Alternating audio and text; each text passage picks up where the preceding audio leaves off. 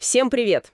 Сегодня у нас глубокий разбор истории Ташибинского дворца. Это такие руины, знаете, недалеко от Абакана в Южной Сибири. Мы опираемся на исследования «Ташибинский дворец. Хунское влияние и кыргызская этногенез». И наша задача, понять, почему он так важен. Говорят, это и пример смешения стилей китайского, среднеазиатского и в то же время ключ к ранней истории енисейских кыргызов. Звучит интригующе. Совершенно верно. Это не просто руины, это важно понимать. Дворец — это прямое свидетельство, как мощная империя Хунну влияла здесь на местные племена. Его появление обычно связывают как раз с тем периодом, когда Хунну, скажем так, активизировались в регионе. Они перенесли свой политический центр ближе сюда, это где-то после 120 года до нашей эры. Так, понятно. А в чем главная интрига? Кроме вот этого смешения стилей, я так понимаю, до сих пор ведь спорят, а для чего он вообще был? Вот именно. И это, пожалуй, центральный вопрос. Есть две основные гипотезы. Первая ее предложили Киселев и Козласов. Они считали, что это была ставка наместника Хунну. Даже есть такая, довольно смелая версия, что это мог быть тот самый Лилин. Лилин, китайский полководец. Да.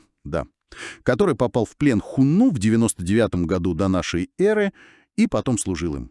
То есть такой военно-административный центр. Ух ты! А вторая версия? А вторая, она основана на надписях, найденных на черепице. Эту версию предложили Вайнштейн и Крюков.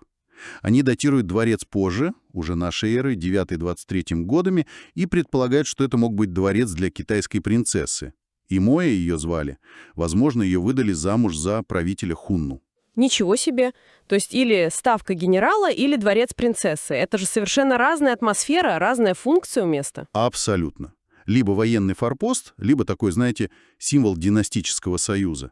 Две разные истории. Да уж. А что археология говорит? Что там нашли? Есть какие-то, материальные зацепки? Находок, к сожалению, не так много, как хотелось бы. Но они очень показательны. Нашли керамику, характерную для Хунну.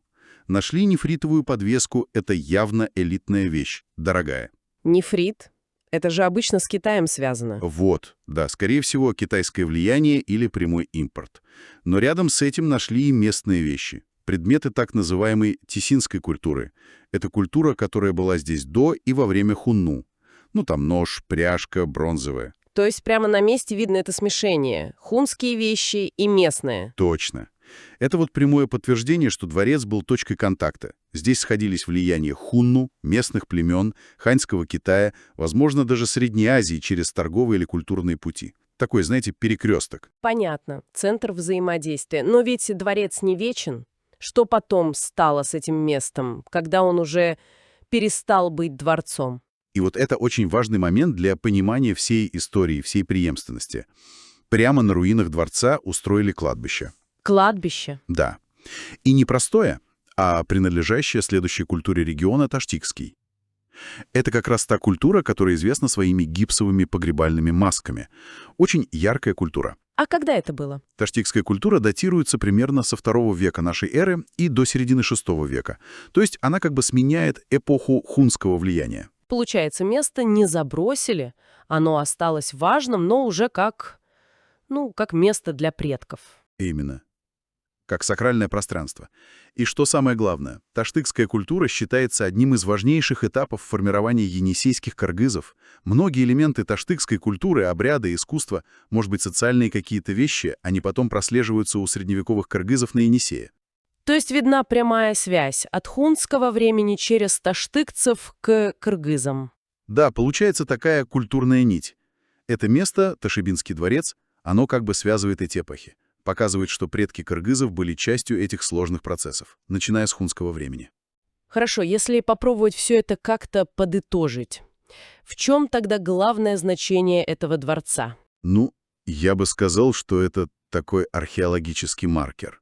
Точка на карте и во времени, где сошлись большие политические силы и местные традиции. Дворец показывает, как Средний Енисей был втянут в орбиту огромной державы Хунну. Как здесь шло взаимодействие разных культур. И, наверное, самое важное, как все эти события стали частью долгой истории формирования кыргызского народа здесь, на Енисее.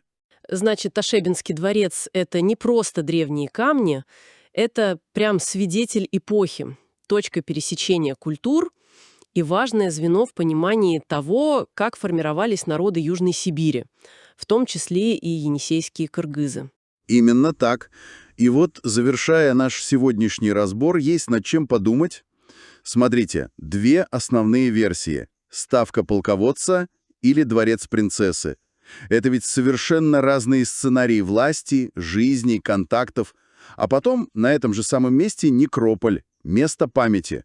Как вот это осознание сначала, возможно, блеск власти или военная мощь, а потом тишина кладбища, как это меняет наше ощущение времени, динамики жизни и смены эпох там на Енисее 2000 лет назад? Вот такой вопрос.